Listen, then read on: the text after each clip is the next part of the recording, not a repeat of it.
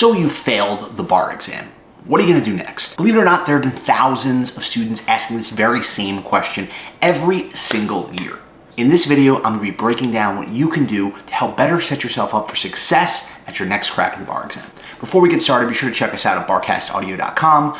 We have full bar exam prep, we have audio outlines, essay attack sheets, bar exam tutoring sessions, whatever you may need to get over the finish line, we have it there at barcastaudio.com. So you failed the bar exam. The world may feel like it's ending, but I assure you it is not. Before we sort of dive into some of these more substantial tips, I want to give you a piece of advice that I give all of my students who come to discover the unfortunate news that they did not pass the bar exam on their first attempt. Be kind to yourself. Many times, students find out they did not pass the exam. A part of them knows this is coming. It's because, in my experience, almost every student who fails the bar exam falls into one of two categories.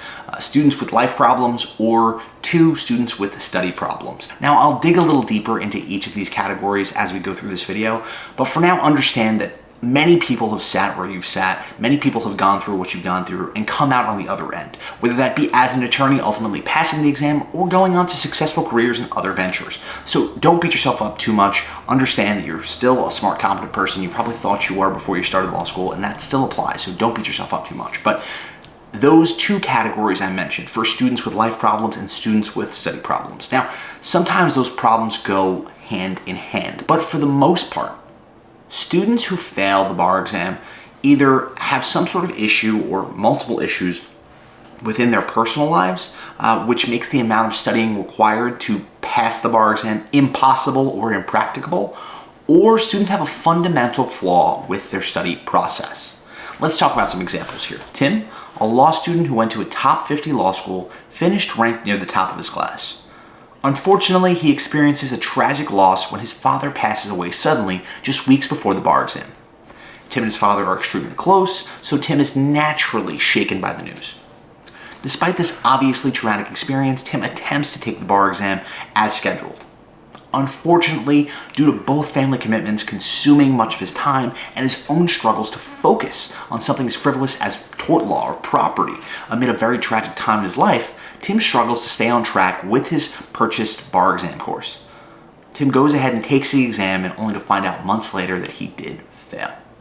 When the news comes, Tim is not shocked. He kind of knows this is coming amid his study process. And you'll find that if you did fail, a part of you probably knew this was coming.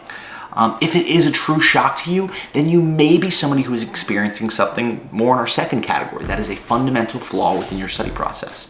So Tim is obviously one of these personal life failing students, but you see here how a personal life failing student can have their personal struggles start to impact their ability to study. Now, a death in the family is an obviously traumatic and dramatic situation, but I've had students experience all sorts of terrible things in the lead up to the bar exam, including broken off engagements, sudden evictions, various financial difficulties, and the unfortunate truth is that sometimes life conspires to make it such that passing the bar exam cannot be our top priority for the period of time that it really needs to be. Tim's story comes in sharp contrast to that of Margaret. Margaret attends a middle-of-the-road law school and ends up finished somewhere near median in her class. Although Margaret is a decent student, she enters the bar exam process with confidence that as long as she does the work, she'll be able to pass. But Margaret's idea of doing the work and most other people's idea of doing the work differ significantly. Margaret watches her lecture videos, takes that her course provides. She does some of the assigned reading, but she never really sits down to do any timed multiple choice or any timed essays. When exam day comes, Margaret is completely overwhelmed. She ends up failing the exam, but she still feels that she did the work. She was doing something. She was showing up to the library every day. It's only months later when she discovers that she's failed that she is shocked. She is appalled. She can't believe that she failed the exam. She did everything right. She didn't do everything right. She had some sort of flaw within her study process. When you have a flaw, it's very difficult to fix it midstream. Fix it as you're already down that path. Sometimes we don't figure it out until we're too late. It's certainly doable, but unfortunately, more often than not, students just don't get it sorted out until it's too late. And this leads me to my first real tip here, and that is take time to adequately self-assess in the days ahead. Many jurisdictions offer to send you comprehensive score breakdowns so you can get a full picture of how your exam may have gone sideways. take that time to order that, actually go through the score sheet to see what areas were your areas of weakness and what sections really may have tanked you. If you don't feel that you can do that adequately, seek help from a tutoring service, whether it be from us here at Barcast or any of the other tutoring services out there. There are tools at your disposal to provide you with the full picture of how your exam went wrong and equip you with those tools to better prepare and fill those gaps in your knowledge as you prepare for your next exam. So I talked about being kind to yourself. My next tip is really be honest with yourself. When I say be honest with yourself, what do I really mean? In all my years working with students who fail the bar exam, the biggest single differentiator between students who repeatedly fail and those who are able to pass on their second or third attempt is the ability to be honest with oneself, not only about your personal shortcomings as a student, but also about the way in which you prioritized your time. I have long held the belief that any law student who puts in the work can pass the bar exam. Unfortunately, too often students are either unwilling to put in the work or they put in the work in the wrong areas of study and end up with disappointing results. An example would be students who sometimes become obsessed with one area of the exam. Many students I work with have come to me begging for tips at the MPT. They're consumed by the idea of this closed universe essay, the two of them if you're taking the UBE, and that takes away from their meaningful study time for more important subjects that are on the MBE or the MEE. The same situation often applies to subjects. Students sometimes overestimate how well they know a subject and instead become consumed with subjects that they feel less confident in.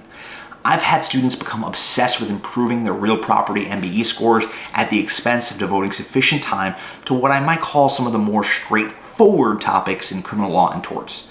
The result is often that they see market improvement in real property, but not sufficient enough to overcome their deficiencies in those areas that they neglected. So be honest with yourself as you prepare to retake the exam.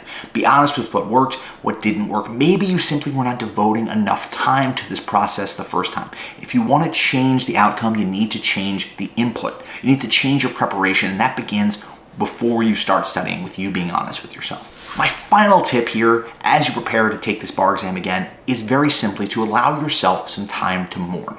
Too often, students who fail the bar exam, they feel that they have to jump right back into studying. They're stressed, understandably so. They're disappointed, they're heartbroken, but the bar exam is like a hamster wheel. And if you start running too early, you're gonna burn yourself out well before exam day. It's more like a marathon than maybe a hamster wheel. That was a bit of a mixed metaphor, but we'll move past that. You cannot run between now and exam day. Understand that. Understand that you are allowed to take some time to mourn this exam, to once again be kind to yourself about what sort of happened here. And you need to be honest with yourself. Can you reasonably be expected to study full-time for an exam for like 4 or 5 months? I don't think so. I think most students are not capable of doing that. It's just too demanding to ask of a person. Now, certainly there are situations where you may have to work this time when you study for the bar exam, so your study schedule may be broken out a little bit more. But, that doesn't mean that the day after you fail that you should be jumping right back into studying, because it just is not a successful process to do. You need to give yourself a little bit of time. You need to regroup.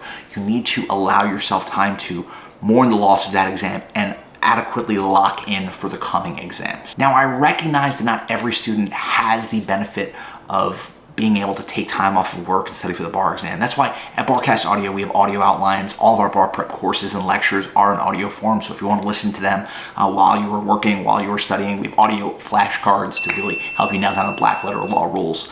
Whether you're working, whether you're commuting, or whether you are just somebody who doesn't really work with the traditional bar prep courses, check us out at barcastaudio.com and be sure to subscribe to this channel for more of these videos. Until later, I'll talk to you guys soon. Bye now.